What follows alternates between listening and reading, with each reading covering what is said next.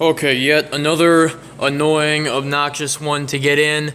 This drum here for the overdrive really doesn't like to go in to itself, and then putting a shaft in is a whole nother deal. I had to use the vise over there again, my little beautiful rag vise that I made up. Put the shaft in, got the snap ring on, and now it's sitting in here, and it's got some play in there, but the sprag is working like it should, so I'm going to assume everything's in. Well, I'm not completely sure, so if this doesn't work, it's not my fault. But what I'm going to do next is I'm going to start getting this clutch pack in. This is the last clutch pack you'll put in, and it's probably the easiest, thank God. So what we've got here is our overdrive clutch pack. It's the biggest set of clutches, and it's the only set of clutches that uses two steels in order. So most of you probably thinking, if you've been watching so far, I applaud you, by the way. I'm a very boring YouTuber.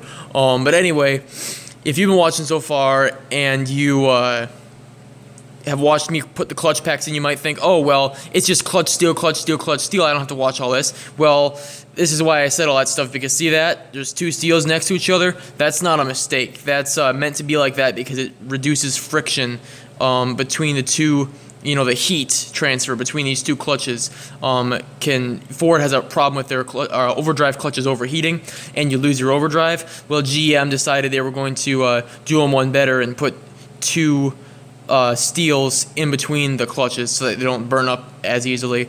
Some people who perform build these for like hot rods and stuff, like 2,000 horsepower Buick Regals and that kind of nonsense, they'll put a third clutch in between these two to give it a little bit more extra gripping power and overdrive. But since I'm not going to be, drag racing anybody with this car, I'm not going to worry about it. But it starts out like this. As you can see, the thickest plate here has a little thing that says up on it, so flip it upside down. And these clutches will only go in one way into the transmission here. See how I got all these little teeth on here, and right there, sorry camera, right there, there. The teeth on this will match up with that. So with this one, you gotta go on like this, sort of line it up. It's gonna be hard to do with one hand, but there you go. Goes in like that.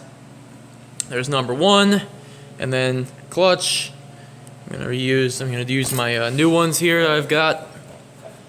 It's the biggest ones. Doesn't matter which way they go on, they look the same on both sides. My camera is really not having this, but goes on like that. You can line them up with the splines on the drum, and eventually, yep, they'll slide in like that. And then you get your steel, and it's the same sort of, oh my lord, can you just give it to me? Thank you.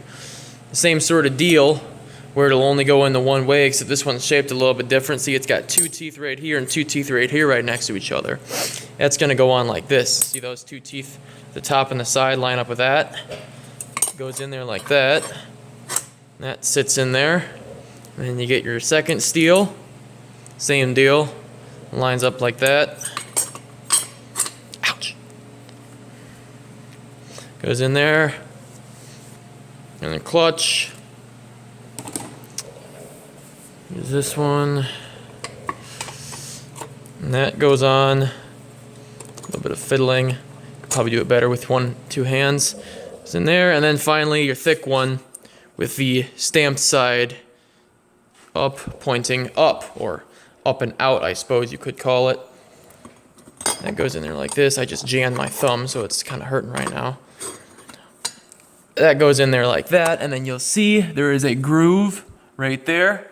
That is where you're going to put this snap ring. Luckily, it's the only snap ring on the whole transmission that's actually easy to put in, because it's got these two grooves here, and you can use your introverted set of antique snap ring pliers that I've had since the dawn of time.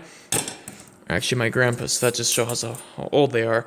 Put that snap ring in there, and then after that, you put this separator plate on it, which you might think, oh, it's going to go in like that with the tabs in, because that's the way it came out. Well, as it turns out, whoever rebuilt my transmission the first time did it incorrectly, because not only in the book does it say to put it like this, But on 3 different videos I'm using to guide me through this experience, they put it like this. So I'm thinking that maybe somebody fucked up and put it in the wrong way. I'm not sure what kind of damage, if any, that would do to the transmission or if it would affect it at all, but when I put it back together, I'm putting it back together right. So we'll do that. Once you have that stuff in, then you're ready to put the oil pump back on, and I'll get back to you when I have that stuff.